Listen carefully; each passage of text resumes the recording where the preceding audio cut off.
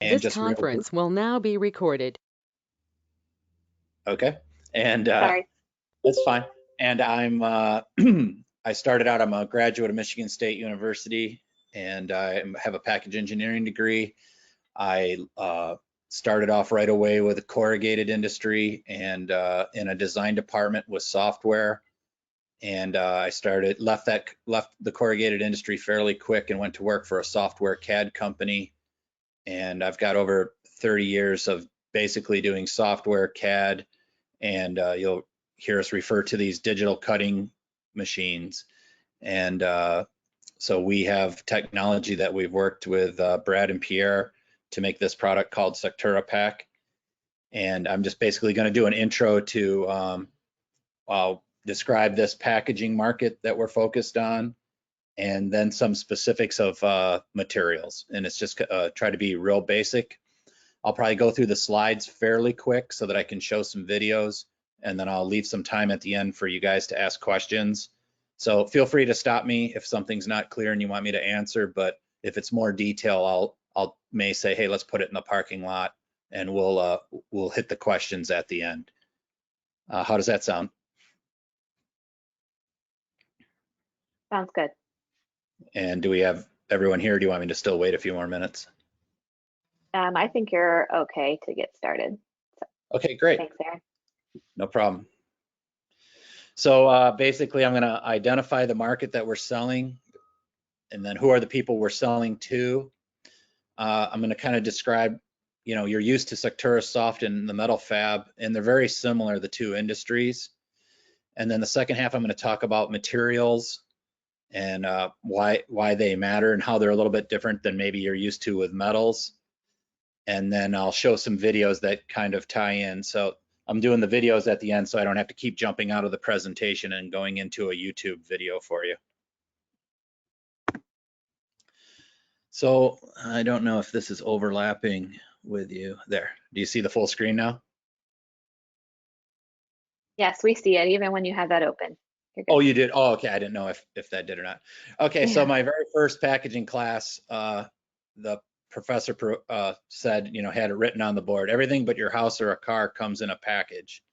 And it made me kind of, realize of how big the packaging industry is and how many things it encompasses, from bottles to glasses to shrink wraps to flexible films to basically the cartons that we use. And that's mainly the market we're going to be starting with. We can obviously do everything with SecturaPAQ, but our initial people we're looking to go after are people that are making containers. So why packaging? So in 2019, it was almost $1 trillion global market. It has fast growth going to it. Believe it or not, if you go to third world countries, they don't tend to have a lot of packaging. I mean, there is packaging like there is here, but there's a lot of waste. A lot of their food and that doesn't get processed right away. So the growth in packaging is going to be a continuous growing being. The interesting thing, what we're looking at in the packaging market, is the segment that prints and converts paper, or in some cases, we'll be looking at flexible packaging companies. That's kind of a lower, or not a lower, but a different segment.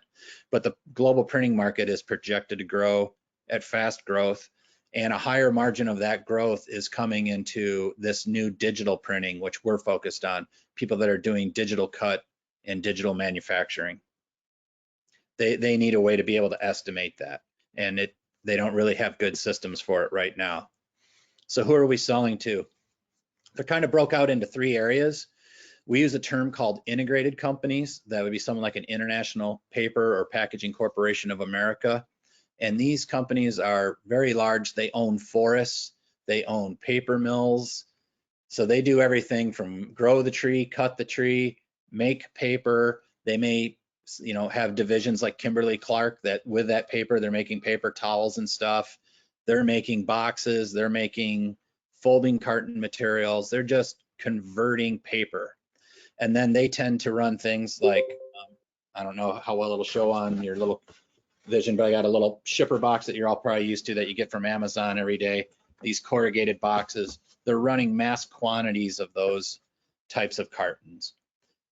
So those are what we call traditional run a lot. Almost everything they do is traditional, meaning that, you know, when they're running an order, they're running hundreds of thousands to millions of cartons. They're running Budweiser boxes, they're running these Amazon boxes, and they just start up a machine and a press and it just runs all day. They're just processing, and I'll show you what some of those machines look like.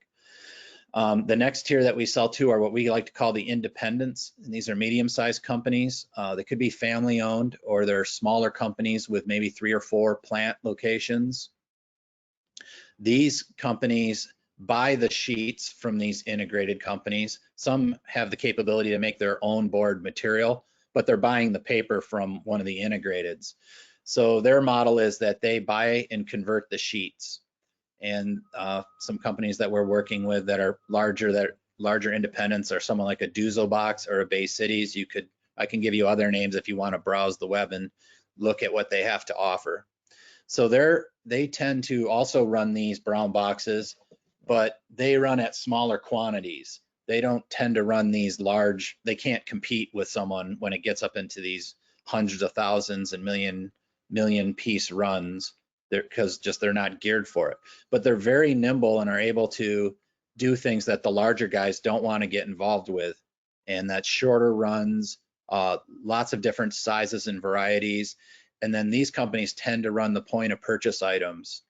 So when we say point of purchase or specialty items, if you think about when you go into Costco or into Target, or not Target's not such a good example, but Walmart, and you see the displays in the aisles, if you feel that material, most of them are made out of corrugated board. So those are done at the independent companies. So these companies tend to have a mix of this traditional equipment and what we're talking about, digital equipment. And I believe at the start, most of the companies that we're going to be targeting with SecturaSoft are going to be in this middle tier. At least that's who some of the companies we're going to present, even starting next week, are going to be in this independent medium-sized tier companies.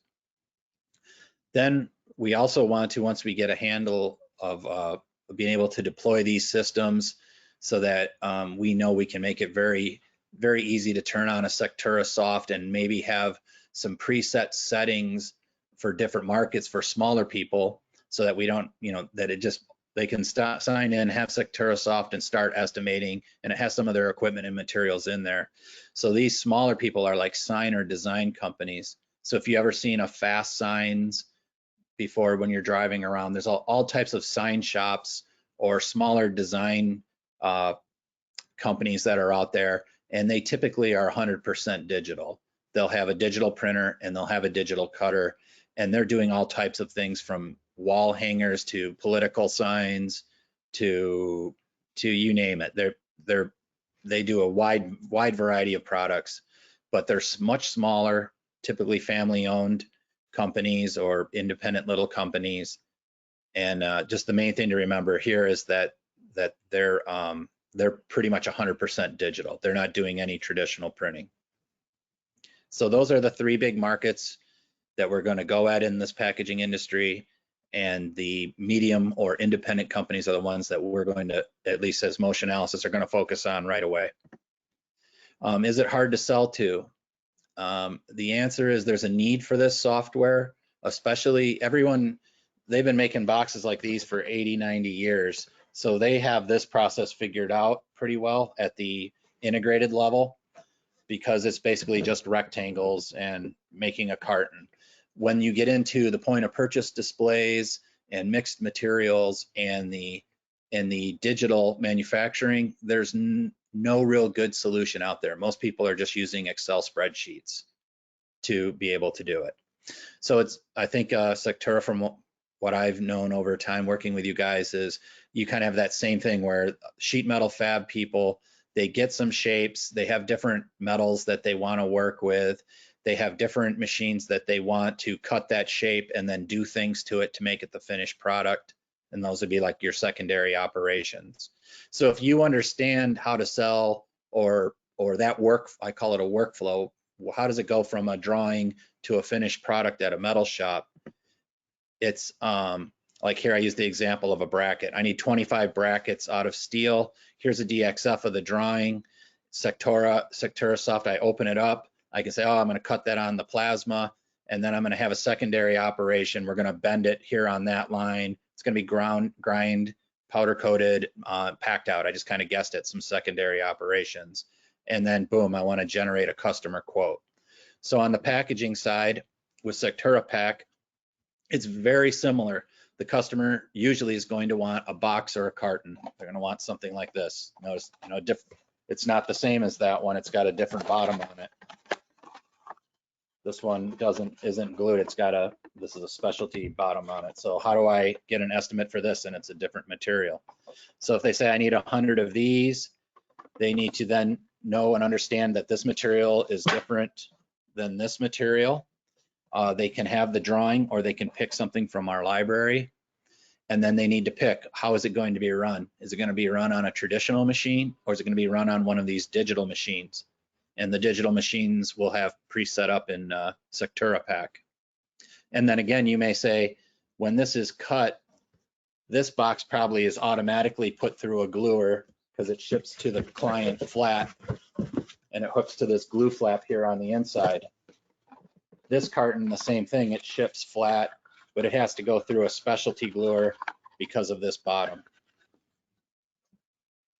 So once we do that, we just want to pick, hey, what are we going to do? And then I notice here in secondary operations, it might be a specialty type of glue. They might foil stamp it. They might emboss or deboss. That means if you've ever felt a box in the outside and you touch it, you can feel like it's pushed up. Those are all secondary type operations that the customer will want to quote. So why don't I back up one screen real quick? So basically, we have those three segments of the market that we want to hit. We're going to initially start looking at that independent tier because that's where we have the solution really dialed in and know the players in that market. And then we have the workflow that we need to do for SecturaPAQ. So I kind of hit that fast. Did anyone have a question for what I've covered so far? Okay, so now what becomes important is once we understand that process, the clients want, okay, I have shapes and I need to cut them and I need to get a quote. Well, now what makes it a little bit different from our side is we need to understand the materials. And this is what's a little bit different from steel. So there's two major materials that we'll look at, and it's corrugated. And if you're going to be in this industry and dealing with them, you need to get out of the habit of calling it cardboard. The people call it corrugated. It's the corrugated industry. And that's this box. And how you can tell one is when you look down the sides, and I'll show some videos when we're at the end here, but you see the flutes down the side of it. So there's different flutes, and the flutes are the thickness of this board and the distance in the wave height between those two papers. So they're commonly called E flute, B flute, C flute, and then there's some specialty like double wall and triple wall thicknesses. Those are for like refrigerator boxes or big bulk containers. If you see like the pumpkin, when they sell pumpkins at the store in the fall, it's on a pallet and it's just really super. If you look, it's like 5 or 6 layers of board glued together that make that. So we just need to understand those different boards. Instead of having aluminum in a thickness or steel in a thickness, we're usually dealing with some type of paper and a thickness. We refer to finish, and that is, what is this on the outside? Brown boxes we call craft. And then if they're really nice printed, you'll learn there's different categories. Some of the phrases are like #1 white or a chemi light because they want to print on it. And then there's something that's called mottled white, and that's a little more recycled board. So it kind of looks white, but it's kind of a mix between white and craft. And again, I kind of covered, those are things like this, are your shipping boxes are corrugated, your point of purchase displays. Notice this one is more like a folding carton box. It probably won't show through the computer, but this is kind of a specialty flute called N flute. So it's really tiny flute so that it behaves like a Tylenol box, a chip box, except it's made out of fluted board, so it's a little stronger, because in that one they were shipping this candle, so that wouldn't hold up too well in just a paper like a vitamin box. So the next section are what we call folding carton board or chip board. And if you think of like your Tylenol box or pill boxes, it's just paper that is stamped to cut and make a carton. And it doesn't have any flutes. So on these, they're just specified as you have a thickness or a caliper of the board. And normally it's in a caliper, it's like 0.018 or 0.020, and that means how thick this piece of paper is.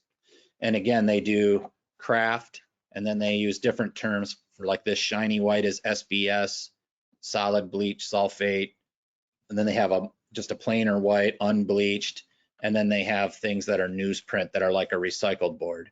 And I'll give you detailed lists of those later. I have a piece here. I don't want to spend a lot of time on it, but obviously we can use all sorts of materials with SecturaPAQ. So if you're used to ever using a foam board, this is used a lot in the display side, in the signage market. And so there's different foam boards. There's plastic corrugated that they use for reusable totes. There's protective foam. And if you think of like if you get a Dell computer shipped to your laptop and it has those foam end caps, all of these people will want to be estimating that. That'd be more of a kind of a sub market, a specialty market. But these companies will tend to do it all. They'll be specialized where they say, yeah, Mr. Dell, I can give you the corrugated, I can give you the foam, I can give you the plastic bag, I can sell you that complete package. So they'll be able to estimate that in SecturaPAQ. So once we have our materials, we have corrugated or folding carton, we need to understand this concept of allowance. And sometimes you might hear allowance called as inside loss or outside gain. And just the easiest way that I can explain it is if I look at this box, if someone told me that they needed, I have a product that's 10 inches by 10 inches by 10 inches, it's a 10-inch cube of steel. Well, if I went out and tried to make a box and I just drew lines every 10 inches and folded it up, because of the thickness of the board, that 10-inch cube wouldn't fit in here. So we're always trying to define the dimensions of a box are always this inside that we're working with. So for a 10-inch cube to fit in here, I need it to be a little bit bigger. I need it to be 10 inches plus the thickness here and the thickness here and the side with a glue tab. So that's why we have allowances. So the allowance is tied to the flute. And you notice I listed here things like E flute is a 16th, B is an 8th, C flute is 3/16. So it gets thicker if you're in triple wall, etc. So it makes a big difference on how the box is folded together. If you used C flute allowances and made it with this material, it would be really loose. It wouldn't glue together properly and it wouldn't fold up tight.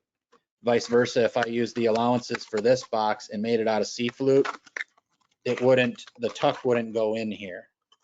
It wouldn't be able to fit in because it needs more space because it's a thicker material. So corrugated goes by a thickness. Typically we use fractions or decimal in inch. And then the folding cartons tend to use a caliper, but a lot of times we're just going to use 1/32 for folding carton materials. The foam core materials are typically 5/16 or 1/4 inch. They don't vary too much. It's just you get foam core is foam core is foam core. And then when we get to the foam inserts, well, that's going to be kind of later. I just wanted to mention to it, they just buy them in really large planks and they can come anywhere from a 1/2 inch to up to 5 inches thick. And then they cut the shapes out of that. So I think you're used to tech tables for your materials inside of SecturaSoft. So we'll have tech tables for these boards. So an example of corrugated material is I have a test, which is 200 pound. I have a flute. I have the finish. Pardon me, sorry. Got a machine going by. And then I have the allowance. So for C flute, it's 3/16 allowance. The test means the strength of this board, which is based on a combination of the papers on the inside and outside in the flute. So that's what they're judging, is how they can stack these boxes. It's important in corrugated. They're using different calipers of board because they need to stack pallets and pallets high of material to load on a truck. So it's test, flute, finish, allowance. On its blank sizes, the sheet sizes will be set up. You'll get things like, you'll say 66 by 120. I'll have a 66 by 66. When we call out the directions in corrugated, it's very important. The first dimension is usually on your screen, the Y direction, or it's the direction that these flutes run. So this sheet, if you spec'd out this carton, the sheet that this is, the blank size it's cut out of, this direction comes first. It's the opposite for folding carton materials. In folding carton materials, the grain direction is the second number. And the reason for that is, if you think of a roll of paper towel, if you were to pull it off, typically when they make those sheets for folding carton, they get big rolls of paper that have a width, and then the grain direction is the direction that you pull out, and then they cut the sheets from that. So their specs are different. So it's the reason I'm just spending time on this is it's very important. It'll come up because if they order their sheets wrong, they can't make the carton properly. It would be, maybe, I don't know if it's the same in steel, but maybe if for some reason there was some sort of properties of the way they made a metal that, you know, you want it to go a certain way for the bends to work better. I'm not sure if they do that in steel or not. So I kind of hit all those items really quick. I want to show you some video examples. And at the start, I mentioned there was traditional and digital cutting. So what I want to show are two different things. First, if I was in a traditional plant, this RSC that just has this little black stuff printed on it, and this side up, this side down, maybe just some black or, you know, one color printing on it. This is what one of those machines looks like. Turn that volume down a little. So you notice it's feeding in board. These are different colors of inks that can get printed on it. Then this stamps out, this rotary is cutting out that shape, and then it's feeding through a gluer next and putting the box together. So you can see how fast these machines go. This is when they're doing multiple thousand orders. They want to come through. They just feed in the board, it prints it, it cuts it, it glues it. So this is a typical machine you'll see in a plant. So here it's like a produce box. It's all in line. So we need to be able to estimate the board and then to be able to pick this machine so that someone can get the proposal right for what they need. So secondary operations would be very few for this because it's all done on the machine, unless they were counting down here, see where the people are starting to do a secondary operation here. So that might be a secondary operation in SecturaPAQ. So that's a traditional sort of printing method. A different way that they cut as well is they get printed sheets. This would be more for like a Tylenol box, and that same type of deal where they have this large press that are printing colors and thousands of sheets an hour. So they need a way to cut those very quickly. So over here, you'll see this stack of sheets going in. You'll notice here, this is actually the die, this blue thing. So it's one of these cartons flat, and you'll notice there's probably 1, 2, 3, 4, 5, 6, 7, 8. There's 9 cartons on a sheet that it's cutting all the time. So you can see as it feeds the paper in, here it's stamping each sheet, and then this section is stripping out the waste. And at the end, let me see, I think at the end you'll see the cartons coming off it. There it is, stamping it. And then here, notice this is fully automated. So it came off on the pallet. So they send that off to a manufacturer, and then they fill it at the plant. I may have glossed over that, but some people don't realize that Tylenol, Coca-Cola, Budweiser, they don't make their own boxes. They buy the boxes out and they assemble them in the plant. Nobody that I know of really makes their own packaging at the production level. So that's what we call a BOPS. Now, when we're in the digital market, they have digital printers. If you have an inkjet printer at home or in the office, just imagine that same printer, but it's able to print a 6-foot by 12-foot sheet, 3,000 an hour out of this corrugated material. There's digital machines that can print that fast now. So when they cut out, they may cut it traditionally, or they may use a machine like this called a Kongsberg. And you'll notice this machine is going around and it's cutting out all those shapes. Back it up with her. So you can see as it puts a sheet on, that robot's going around and it's cutting out each shape or each box. So we need to be able to estimate this type of work as well. And we're able to do all of that inside of SecturaPAQ. So those are the different types of machines. And what I kind of want to finish with is to show you, there were some good pictures online. When we were talking about corrugated, notice when I said with the direction, it has an outside paper and inside paper in the flutes. So the combination of those are how we come up with saying it's a 200-pound, it's a 32 ECT. You'll start to learn these different materials. So that's how the corrugated things work. You can also notice they'll list out all the different types of materials for them. So you'll see, like here I said 200C, that's a 32 ECT. A 275C is a 48 ECT. That means it's basically it has thicker paper that gives these different attributes. And then if we look at, oops, I accidentally closed it. I just wanted to show the different material. This is what I was talking about, these end caps, these foam end caps. So here's where you can see that they're designing foam to go around a product that then goes into a box. This would be something I would handle in another session to describe. But basically they're doing the same thing. They're taking these DXF shapes, picking the foam material, and then cutting them out.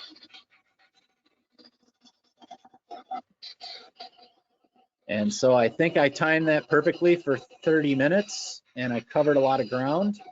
Are there any questions that people may have for me? I know some people have to jump off right at noon for another meeting, but that was a lot of information in a tight time frame. So if you have any questions for Erin before you jump off. Yep. Someone's got a printer or something running in the background.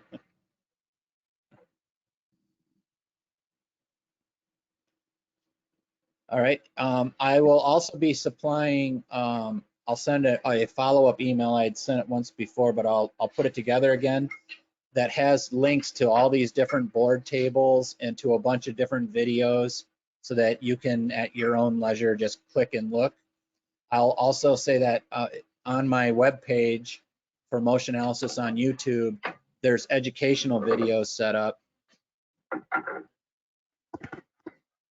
so that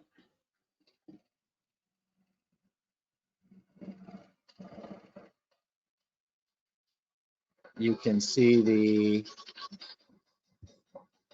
I have an educational section.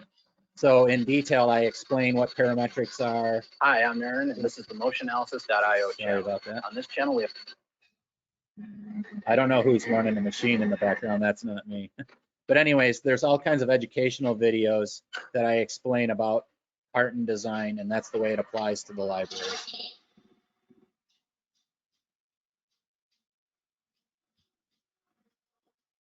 And that's basically it for today. Perfect, Erin. Thank you so much. And I have the recording for this. I know we have other topics to cover later, so we'll touch base and see where we go from here. Excellent. Thank you for your guys. time. Thanks for joining. Thanks, sir. Have a great day. Thank you.